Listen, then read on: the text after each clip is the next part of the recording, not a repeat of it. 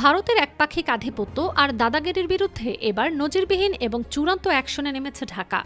দীর্ঘদিনের নীরবতা ভেঙে বাংলাদেশ এমন এক কঠোর এবং আগ্রাসী জবাব দিয়েছে যা দিল্লির সাউথ ব্লকের নীতি নির্ধারকদের রীতিমতো হতবাক করে দিয়েছে। বর্ডার দিয়ে জোরপূর্বক মানুষ পুষিনের যে নোংরা খেলা ভারত শুরু করেছিল তার এমন ভয়ঙ্কর বদলা বাংলাদেশ নিয়েছে যা ভারতের যাবতীয় অহংকার আর কল্পনাকেও হার মানিয়েছে। কোনো ওয়ার্মিং নয়, কোনো আপোষ নয়, চলছে সরাসরি অ্যাকশন। বাংলাদেশের মাটিতে ঘাপটি মেরে থাকা ৩,০০০-এর বেশি অবৈধ ভারতীয় নাগরিককে সোজা ঘাট ধরে বর্ডারের ওপারে ছুড়ে ফেলার এক বিশাল ও নির্মম মেগা অপারেশন এই মুহূর্তে চলমান।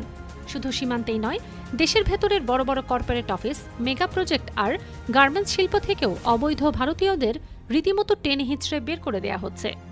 দিল্লির চোখে চোখ রেখে নেয়া ঢাকার এই পাল্টা আঘাতের মাত্রা ঠিক কতটা ভয়ঙ্কর? প্রশাসনের একেবারেই অন্দরমহল থেকে শুরু করে বর্ডার লাইন পর্যন্ত কোথায় কিভাবে উপড়ে ফেলা হচ্ছে ভারতীয়দের অবৈধ শেকড়। আর বাংলাদেশের এই রুদ্রমূর্তি দেখে কেনই বা হঠাৎ দিশেহারা হয়ে দিল্লি ছুটলেন ভারতীয় হাই কমিশনার। দীর্ঘদিন ধরে অন অ্যারাইভাল আর ট্যুরিস্ট ভিসার আড়ালে কয়েক লাখ ভারতীয় বাংলাদেশের ভেতরে নিজেদের আস্তানা গড়েছিল। সরকারের বিশেষ শাখার একদম গোপন ও নির্ভুল রিপোর্ট বলছে অবৈধভাবে থাকা ভারতীয়দের মধ্যে ৩,১১২ জনের ভিসার মেয়াদ অনেক আগে শেষ হয়ে গেছে। কিন্তু এরা বুক ফুলিয়ে কোনো তোয়াক্কা না করে বহাল তবিয়তে বাংলাদেশের মাটি ব্যবহার করে যাচ্ছিল। এবার আর কোনো ছাড় দেওয়া হচ্ছে না। এই ৩,০০০ অবৈধ ভারতীয়কে চিহ্নিত করে সরাসরি চূড়ান্ত আলটিমেটাম ধরিয়ে দেওয়া হয়েছে। হয় নিজে থেকে পালাও, নয়তো প্রশাসন ঘাট ধরে বর্ডারের ওপারে ছুঁড়ে ফেলবে। ঢাকা এবার জিরো টলারেন্স নীতিতে হাঁটছে। যারা এতদিন ধরে বাংলাদেশের যুব সমাজের মুখের গ্রাস কেড়ে নিয়ে অবৈধভাবে চাকরি করছিল তাদের প্রত্যেককে এখন দেশ ছাড়া করার ভয়ঙ্কর অভিযান চলছে। তৈরি পোশাক খাত, বড় বড় বহুজাগতিক কোম্পানি, আইটি সেক্টর থেকে শুরু করে মেগা তাপবিদ্যুৎ কেন্দ্রগুলোতে ভারতীয়দের যে একচেটিয়া আধিপত্য ছিল সেখানে এখন রীতিমতো ভূমিকম্প শুরু হয়েছে। কোনো ৩ নম্বর ছাড়া সম্পূর্ণ বেআইনিভাবে এরা প্রতি বছর ৪৯,০০০ কোটি টাকার বিশাল অঙ্ক হুন্ডির মাধ্যমে ভারতে পাচার করে আসছিল। প্রশাসন এবার এই হুন্ডি সিন্ডিকেট একেবারে সমূলে ধ্বংস করার মিশনে নেমেছে।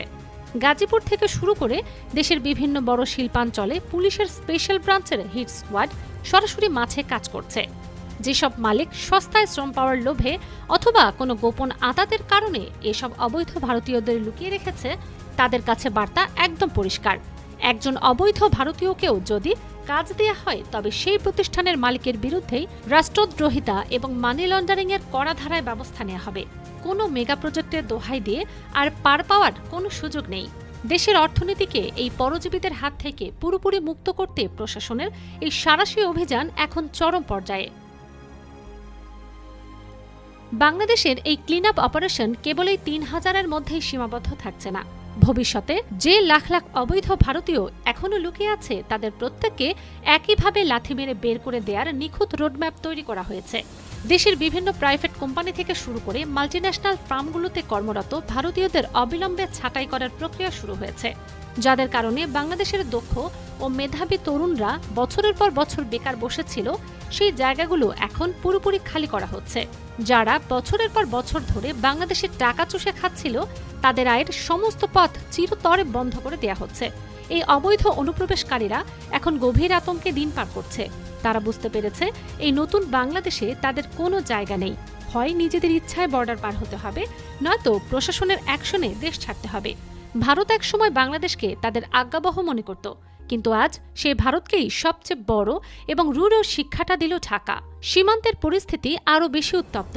ভারত ভেবেছিল তারা বরাবরের মতোই গায়ের জোরে পুশিন করে নিজেদের লোকদের বাংলাদেশের ঘাড়ে চাপিয়ে দেবে, কিন্তু এবার বর্ডারে তারা এমন এক দুর্ভেদ্য প্রাচীরের মুখোমুখি হয়েছে যা তাদের কল্পনারও বাইরে ছিল। ভারতীয় সীমান্তরক্ষী বাহিনী বিএসএফ যখনই পুশিনের চেষ্টা করেছে তখনই বিজিবির বন্দুকের নল তাদের দিকে সরাসরি তাক করা হয়েছে।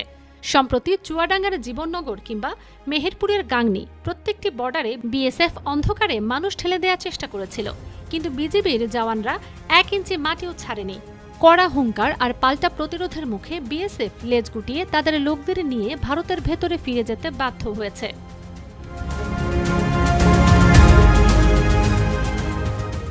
কুষ্টিয়া, সাতক্ষীরা, ঠাকুরগাঁও থেকে পঞ্চগড় পুরো বর্ডার লাইন জুড়ে এখন বিজিবির সর্বোচ্চ সতর্কাবস্থা। কোনো অনুমোদিত ব্যক্তিকে এক কদমও বাংলাদেশের মাটিতে রাখতে দেয়া হবে না। ঢাকা থেকে সরাসরি নোট ভার্বাল পাঠিয়ে সাউথ ব্লককে চরম ভাষায় সতর্ক করা হয়েছে। বর্ডারে ভারতের এই নির্লজ্জ তৎপরতায় যে উপযুক্ত জবাব বাংলাদেশ দিচ্ছে, তাতে দিল্লির টনক নড়তে বাধ্য হয়েছে। এতদিন যারা বাংলাদেশকে নিজেদের পেছনের উঠান মনে করত, তারা এখন প্রতিটি পদক্ষেপে ঢাকার হুঙ্কারে থমকে দাঁড়াচ্ছে। বাংলাদেশের এই ভয়ঙ্কর অ্যাকশন আর আগ্রাসী রূপ দেখে ঢাকায় নিযুক্ত ভারতের নতুন হাই কমিশনার রীতিমতো দিশেহারা। সরকার প্রধানের সঙ্গে একটি আনুষ্ঠানিক বৈঠক শেষ করার কয়েক ঘন্টার মধ্যেই তিনি বিশেষ ফ্লাইটে ঢাকা ছেড়ে সোজা নয়াদিল্লি দৌড়ান। ভারতের সরকার প্রধানের সঙ্গে তার সেই জরুরি বৈঠক প্রমাণ করে সাউথ ব্লক এখন কতটা চাপে রয়েছে। ঢাকা অত্যন্ত স্পষ্ট ভাষায় জানিয়ে দিয়েছে, বাংলাদেশ একটি স্বাধীন ও সার্বভৌম রাষ্ট্র। অন্য কোনো দেশের খবরদারি এখানে এক ছটাকও সহ্য করা হবে না। অমীমাংসিত সংকটগুলো নিয়ে বাংলাদেশের অবস্থান এখন পাথরের মতো শক্ত। ভারত যদি ভবিষ্যতে বাংলাদেশের বিচার বিভাগ বা অন্য কোনো অভ্যন্তরীণ বিষয় নাক গলানোর চেষ্টা করে, তবে তার পরিণতি হবে অত্যন্ত মারাত্মক।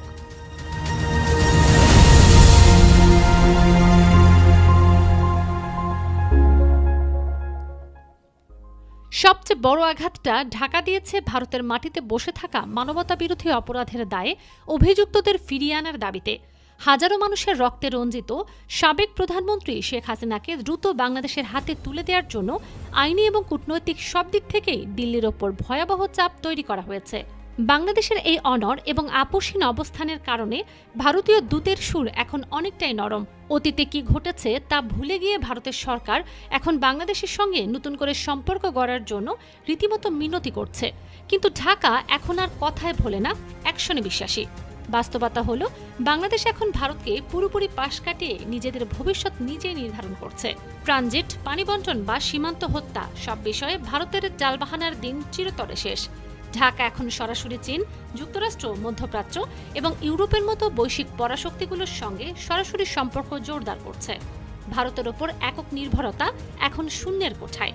ভারতের অবৈধ নাগরিকদের গলা ধাক্কা দিয়ে বের করে দেওয়া, সীমান্তে বিএসএফ এর রুখে দেওয়া এবং আন্তর্জাতিক অঙ্গনে ভারতকে তার আসল জায়গা চিনিয়ে দেওয়ার মাধ্যমে ঢাকা যে সাহসিকতার দৃষ্টান্ত স্থাপন করেছে, তা বিশ্ব দরবারে বাংলাদেশের অবস্থানকে এক অনন্য উচ্চতায় নিয়ে গেছে।